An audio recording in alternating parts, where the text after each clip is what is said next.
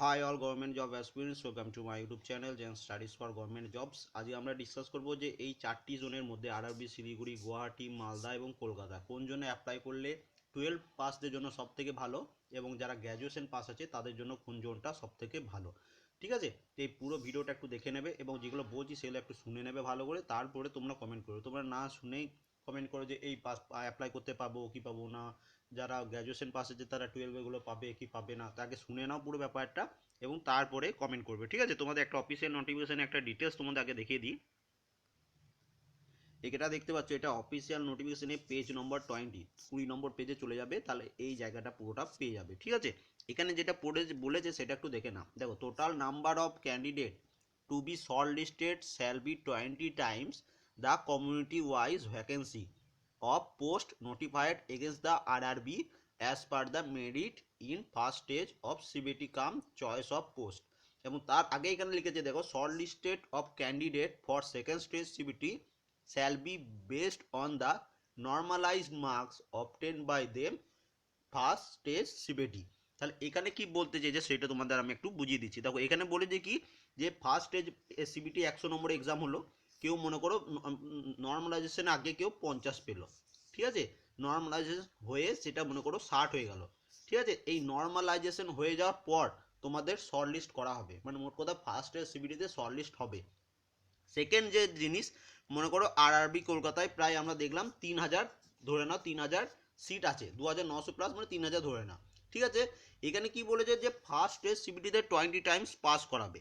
তো এখানে তোমাদের যেটা বুঝতে হবে যে 3000 মনে করো সিট আছে, ঠিক আছে, এর 20 টাইম মানে কত হচ্ছে 60,000। ঠিক আছে, তো 60,000 জনকে পাস করাবে, কিন্তু এইটা তোমাদের ধারণাটা ভুল।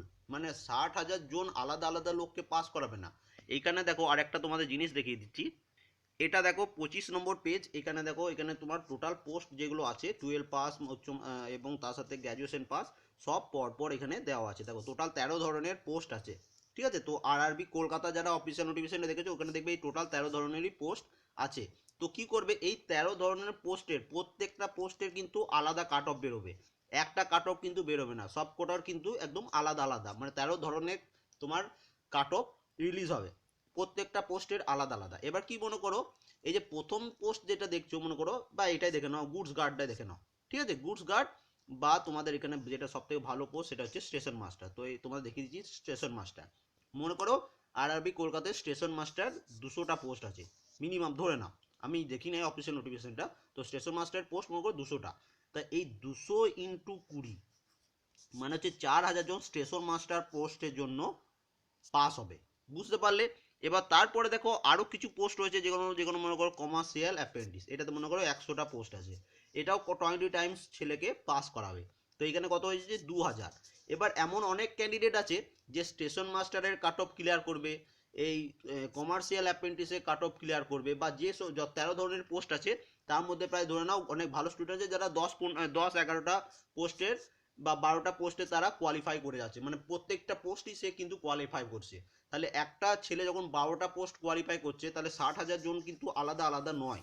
ঠিক আছে, যে 60,000 যে টোটাল পাস করবে আরআরবি কলকাতাতে সেরকম কিন্তু নয়। একটা ছেলেই দেখতে পাচ্ছ যে এখানে সে টোটাল 13 ধরনের পোস্ট আছে, সে তো যারা গ্র্যাজুয়েশন পাসের কথা বলছি, তো সে তো 13টা পোস্টের জন্য অ্যাপ্লিকেবল। সে সে দেখলে 10টা, মনে করো 10টা পোস্টের কাট অফ ক্লিয়ার করে দিচ্ছে, তো সে 10টা পোস্টের জন্যই কিন্তু তাকে আলাদা আলাদাভাবে ডাকা হবে। তো সেটা বুঝতে পারলে আশা করি যে একদম টোটাল যে 60,000 ছেলে পাস করবে সেরকম কিন্তু নয়, তার এর মধ্যেই কিন্তু অনেক ছেলে আছে যারা একের বেশি বা 2, 3, 4, 5, 6, 10টার মতো পোস্ট তারা কোয়ালিফাই করে যাবে। ঠিক আছে, তো এইটা তোমাদের প্রথমে বুঝতে হলো।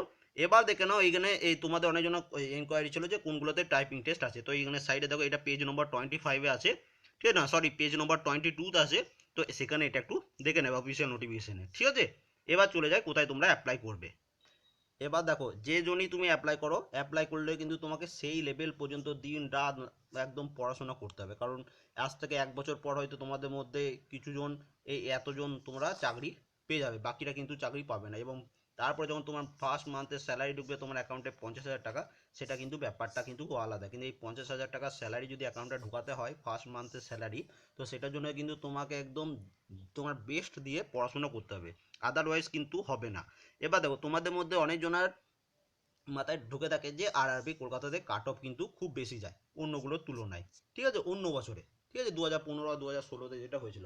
কিন্তু এই বছরে পুরো কিন্তু প্যাটার্নটাই চেঞ্জ হয়ে গেছে। তোমরা যদি কেউ এএলপি বা অ্যাসিস্ট্যান্ট লোকো পাইলট এক্সাম দিয়ে থাকো, তো আরআরবি কলকাতাতে তোমার নর্মালাইজেশন হওয়ার পর 43 কাট অফ ছিল 100-তে, ঠিক আছে, নর্মালাইজেশন হওয়ার পর। তার মানে কোশ্চেনের স্ট্যান্ডার্ডটা কীরকম লেভেলের পাল্টেছে সেটা তোমরা এখানে বুঝতে পারছো। কিন্তু এটা শুধু টেকনিক্যাল স্টুডেন্টদের ছিল, এটা নন টেকনিক্যাল হলে হয়তো তোমাদের মধ্যে সবাই গ্রুপ ডি দিয়েছে, তো গ্রুপ ডি কোশ্চেন লেভেল তোমরা সবাই জানো যে অনেক টাফ বলতে মডারেট টাইপের ছিল, খুব ইজি ছিল না, যাবো মুখস্থ করে যাবো লাইন বাই লাইন পড়ে যাবে সেরকম কিন্তু ছিল না, ঠিক আছে। তো সেই ধরনের এটা যেহেতু গ্র্যাজুয়েশন পাস প্লাস 12 পাস লেভেলের পোস্ট, তো তোমাদের কোশ্চেন কিন্তু সেই লেভেলের স্ট্যান্ডার্ড হবে, তোমার বেস্ট দিয়ে তোমাকে পড়তে হবে। দেখো এখানে সব থেকে সুবিধা যারা গ্র্যাজুয়েশন পাস আছো, কারণ তোমরা যেখানেই অ্যাপ্লাই করো প্রত্যেকটা মানে টোটাল এখানে মনে করো কেউ যদি শিলিগুড়িতে অ্যাপ্লাই করে গ্র্যাজুয়েশন পাস স্টুডেন্ট, তো সে মনে করো সব পোস্ট 443 পোস্টের জন্যই অ্যাপ্লিকেবল। গুয়াহাটিতে করলে সে 851 পোস্টের জন্য অ্যাপ্লিকেবল। মালদাতে অ্যাপ্লাই করলে সে 1000 প্লাস পোস্টের জন্য অ্যাপ্লিকেবল। এবং কলকাতাতে অ্যাপ্লাই করলে সে প্রায় 3000 পোস্টের জন্য অ্যাপ্লিকেবল। তো এখানে তোমরা বুঝে গেলে যে টোটাল ভ্যাকেন্সি ইন্টু 20 কিন্তু পাস করাচ্ছে, কিন্তু কেমনভাবে পাস করাচ্ছে, ক্যাটাগরি ওয়াইজ, ঠিক আছে, মনে করো 13 ধরনের ক্যাটাগরি, প্রত্যেকটা ক্যাটাগরি আলাদা কাট অফ উঠবে এবং প্রত্যেকটা ক্যাটাগরির আলাদা আলাদা করে 20 জন। এবার অনেকজন থাকবে যে প্রায় 8টা 7টা 10টা ক্যাটাগরিতে পাস করে থাকবে, ঠিক আছে। তো এইটা তোমাদের বুঝতে হবে, এই অনুযায়ী তোমাদের সিট কিন্তু অনেক কম। এবার দেখো আরআরবি কলকাতাতে তোমার 12 পাসের সব থেকে বেশি সিট আছে 1158, তারপরে আছে আরআরবি গুয়াহাটিতে 328, এবং তারপর আছে মালদা 302, এবং তারপর আছে শিলিগুড়ি 174। তো যারা আমি বলবো যারা 12 পাস আছো প্লাস ডিপ্লোমাও করে আছো, কম্পিটিশন কিন্তু সব জায়গাতেই হবে, মালদাতেও হবে, গুয়াহাটিতেও হবে, কলকাতাতেও হবে, ঠিক আছে, শিলিগুড়িতেও হবে। কিন্তু শিলিগুড়িতে যেহেতু সিট সংখ্যা টোটালেরই কম, তো এটা অন্যদের তুলনায় কাট অফটা একটু কম যাবে অন্যদের তুলনায়, এই গুয়াহাটি মালদা এবং কলকাতার তুলনায়। শিলিগুড়িতে অনেক কম ফর্ম ফিল আপ হবে বলে আমার যেটুকু ধারণা। তবে যারা শিলিগুড়িতে বাড়ি তারা আমি বলবো শিলিগুড়িতেই অ্যাপ্লাই করে দিতে, বাইরে যাওয়ার দরকার নেই। এবং যারা বলবো কলকাতা সাইডে বাড়ি, 12 পাসের জন্য বলছি, যারা বিভিন্ন ওয়েস্ট বেঙ্গলের এক্সামে কোনো না কোনো এক্সাম তোমরা যদি পাস করে থাকো, তো আরআরবি কলকাতাতে তোমরা অ্যাপ্লাই করতে পারো। কারণ এখানে সিট হচ্ছে সব থেকে বেশি 1158, 1158 ইন্টু 20 মানে প্রায় ধরে নাও 15 থেকে 20 হাজার স্টুডেন্ট এখানে মানে টোটাল পাস করাবে, ঠিক আছে, 15 থেকে 20 হাজার স্টুডেন্ট, যেটা অন্য জায়গায় কিন্তু সম্ভব নয়। যেমন আরআরবি মালদা মাত্র 302 আছে, বা গুয়াহাটিতে 328 আছে। তো এইখানে যেটা যারা খুব ভালো স্টুডেন্ট তারা একমাত্র অ্যাপ্লাই করবে 12 পাস দিয়ে কথা বলছি, কিন্তু আদারওয়াইজ তোমাকে সব থেকে ভালো হয় যদি আরআরবি কলকাতাতে ফর্ম ফিল আপ করো, কারণ এখানে কিছু অপশন নাই। তুমি গুয়াহাটিতে যাবে 328টা মাত্র, মালদাতে 302টি মাত্র, কলকাতাতে মাত্র, কলকাতাতেই যেটা সব থেকে বেশি 1100। কিন্তু এটা মনে রাখবে যে আরআরবি কলকাতাতে কিন্তু অনেক ফর্ম ফিল আপ হবে। সব থেকে আমার যেটুকু ধারণা আরআরবি কলকাতাতে সব থেকে বেশি ফর্ম ফিল আপ হবে, তারপরে আরআরবি মালদাতে হবে, তারপরে আরআরবি গুয়াহাটিতে হবে, তারপরে সবাই লাস্টে হবে শিলিগুড়ি, শিলিগুড়িতে সব থেকে কম। এবার অনেকজনা থাকে যে আরআরবি কলকাতা করবো না, তাহলে তোমাদের বলবো এই মালদা বা এই গুয়াহাটি এই দুটোর মধ্যে যে কোনো একটা চুজ করে নেবে। তো আমার মনে হয় কলকাতার পরে কিন্তু মালদাতেই সব থেকে বেশি ফর্ম ফিল আপ হবে। এবার তারপরে যদি কেউ গুয়াহাটি যেতে চাও, তো তোমরা গুয়াহাটি চলে যেতে পারো, ঠিক আছে। এ হয়ে গেল 12 পাস ডে। এবং তোমাদের বলে রাখি তোমাদের প্রত্যেকটা আলাদাভাবে কী কী সিলেবাস কী কী পড়তে হবে সেটা সম্পূর্ণ একটা আলাদা পুরো ভিডিও বানিয়ে দেবো। নিজে থেকে পড়তে হবে, কিন্তু অন্যর উপর ভরসা করবে না। ভালো কোনো কোচিং সেটা যদি তোমার জানা থাকে সেখানে অ্যাডমিশন নিয়ে নিতে পারো, কারণ এগুলোর জন্য একটা খুব ভালো নোটের দরকার, ঠিক আছে, স্টাডি নোটের কিন্তু খুবই দরকার। আদারওয়াইজ তুমি এমন কোচিং সেন্টার ভর্তি হবে যেখানে তোমাদের হয়তো সপ্তাহে 2 দিন ক্লাস হলে 1 দিন যেন এক্সাম নেয়, তাহলে তুমি নিজে কতটা ভালো প্রিপারেশন আছে সেটা তুমি সেখানে দেখতে পাবে, ঠিক আছে। এবার চলে আসি NTPC. But graduation pass student যারা আছো তোমাদের যে বলবো যে তোমরা এই সব পোস্টগুলো 12 প্লাস এনটিপিসি সব পোস্টের জন্যই অ্যাপ্লিকেবল, ঠিক আছে। এবং একটা কথা বলে রাখি, যারা বিটেক করেছো মানে যে ইঞ্জিনিয়ারিং করেছো তোমরাও অ্যাপ্লিকেবল, যারা বিএ পাস করেছো তোমরাও অ্যাপ্লিকেবল, যারা পার্টস কোর্সে পাস করেছো তোমরাও অ্যাপ্লিকেবল। মোট কথা তোমার একটা ডিগ্রি থাকলেই তুমি কিন্তু এটাতে অ্যাপ্লিকেবল, ঠিক আছে। এইবার এটা সম্বন্ধে কিন্তু আর কোনো কোশ্চেন করবে না। এবং আরেকটা বলে রাখি, অনেকজনের কোশ্চেন করছিল যে কেউ আরআরবি কলকাতার এই 12 পাস অ্যাপ্লাই করতে চাইছে এবং মালদাতে এনটিপিসি, এইটা কিন্তু সম্ভব নয়। তুমি যখনই আরআরবি কলকাতা বা মালদা বা গুয়াহাটি বা শিলিগুড়িতে অফিসিয়াল তোমাদের যে লিঙ্কটা থাকে অ্যাপ্লাইয়ের খুলবে, তুমি যখনই যে কোনো একটা আরআরবি চুজ করে নেবে, এই চারটের মধ্যে যে কোনো একটা আরআরবি তুমি মনে করো চুজ করে নিলে, তো সেই আরআরবিতেই তোমাকে কিন্তু ফর্মটা ফিল আপ করতে হবে 12 পাস প্লাস গ্র্যাজুয়েশন, ঠিক আছে।